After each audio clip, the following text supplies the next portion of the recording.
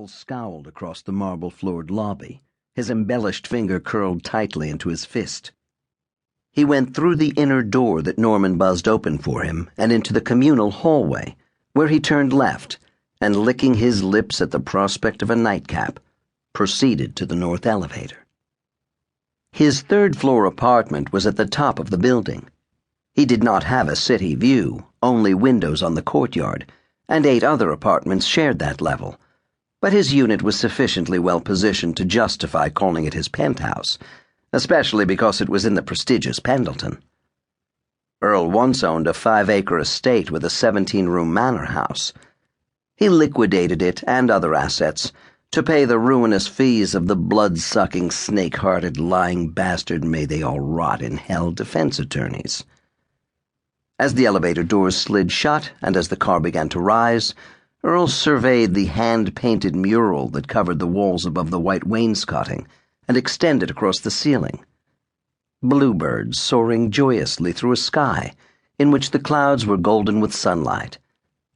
Sometimes, like now, the beauty of the scene and the joy of the birds seemed forced, aggravatingly insistent, so that Earl wanted to get a can of spray paint and obliterate the entire panorama.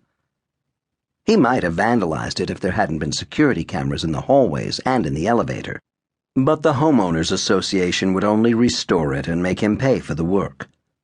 Large sums of money no longer came to him in suitcases, in valises, in fat manila envelopes, in grocery bags, in donut shop boxes, or taped to the bodies of high-priced call girls who arrived naked under leather trench coats.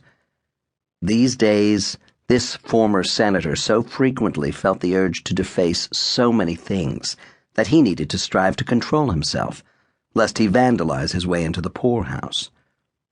He closed his eyes to shut out the schmaltzy scene of sun-washed bluebirds. When the air temperature abruptly dropped perhaps 20 degrees in an instant as the car passed the second floor, Earl's eyes startled open, and he turned in bewilderment when he saw that the mural no longer surrounded him. The security camera was missing. The white wainscoting had vanished too. No inlaid marble underfoot. In the stainless steel ceiling, circles of opaque material shed blue light. The walls, doors, and floor were all brushed stainless steel. Before Earl Blandon's martini-marinated brain could fully absorb and accept the elevator's transformation, the car stopped ascending and plummeted. His stomach seemed to rise, then to sink. He stumbled sideways, clutched the handrail, and managed to remain on his feet. The car didn't shudder or sway. No thrumming of hoist cables, no clatter of counterweights, no friction hum of rollers whisking along greased guide rails. With express elevator speed, the steel box raced smoothly, quietly down. Previously, the car station panel, B1, 2, 3, had been part of the controls to the right of the doors. It was still there, but now the numbers began at 3, descended to 2 and 1 and B, followed by a new 1 through 30. He would have been confused even if he'd been sober. As the indicator light climbed, 7, 8, 9, the car dropped. He couldn't be mistaking upward momentum for descent.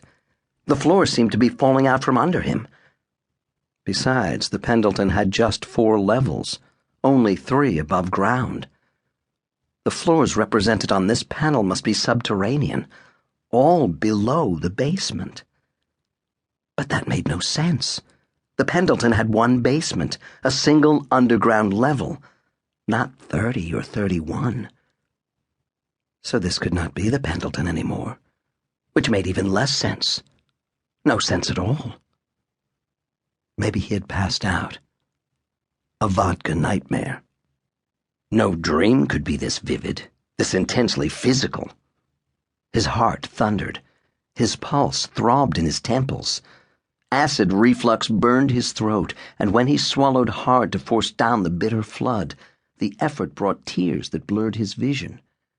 He blotted the tears with a suitcoat sleeve. He blinked.